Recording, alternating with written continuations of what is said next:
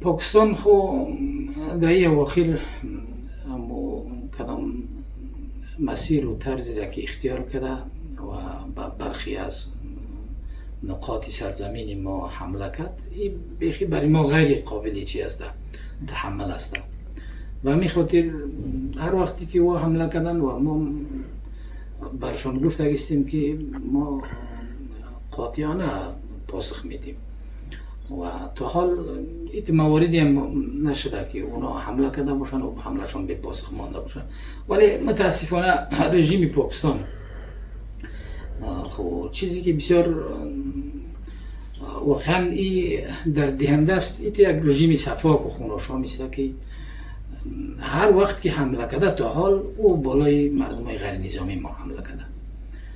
بهانه قرار میده تی تی پی را گویا مخالفین خودش که او در افغانستان حضور ندارند و بمبارد میکنه خانه های مردم های ملکی ما را و او را به شهادت میرسونه. و پاسخ ما همیشه بالای نظامیاش بوده، تمرکزمون بالای نظامی ها بوده. تا حال این یک مورد سر ما ثابت کردن نمیتونن که در مقدار حملاتی که شده از طرف ما یک ملکی پاکستان کشته شده باشد.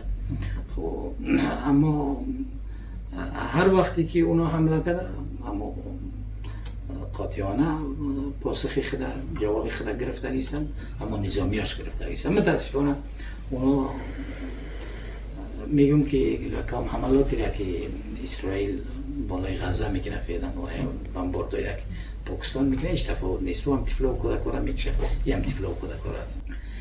تی تی پی خو یک بهانه است که پاکستانیا جور کرده ایستن. اصلا پاکستانیا خودشان با برخی از نقاطی که گویا میگن خاک ماست اونا حمله میکنند، حمله کردند. پیش در زمان امارت اسلامی را بلکه پیش از دوره امارت اسلامی در زمان جمهوریت حمله کردند، خانه های مردم ویران کردند، تخریب کردند، بمباردمان کردند و مردم مجبور شد مهاجر شدند به افغانستان.